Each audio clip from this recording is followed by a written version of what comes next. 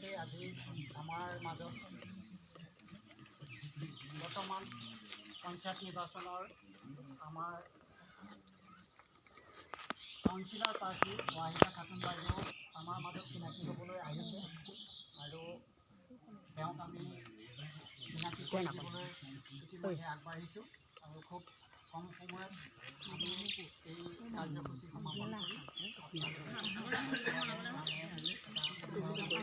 কৰিছোঁ। সেয়েহে এই কাৰ্যসূচী আমি বিশেষ দীঘলীয়া নকৰোঁ, বাইদেউক কেৱল চিনাকিটো দিম আৰু দুই এজনে বক্তব্য ৰাখি আমাৰ কাৰ্যসূচীটো শেষ হ'ব বুলি মই অনুভৱ কৰিছোঁ।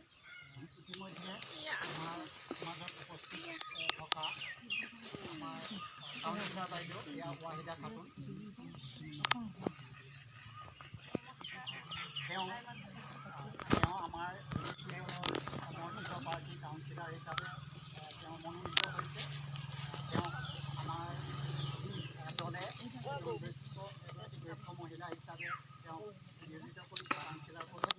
আপোনালোকে তেওঁ পদুম ফুলৰ চিনত ভোট দি জয়যুক্ত কৰি আমাৰ এই বৃহৎ সমাজখনক নেতৃত্ব দি সমাজৰ উন্নতি সাধন কৰাৰ স্বাৰ্থত তেওঁ সেৱা আগবঢ়াই যাবৰ কাৰণে আপোনালোকে আশীৰ্বাদ কৰিব আৰু পদুম ফুলৰ চিনত ভোট দি তেওঁক জয়যুক্ত কৰিব বুলি আমি সকলোৱে অনুৰোধ জনাইছোঁ। মোৰ ক'ব লগা ইমানেই।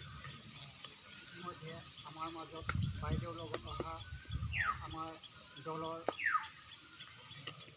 সতীৰ্থসকল আছে, বিষয়ববীয়াসকল আছে।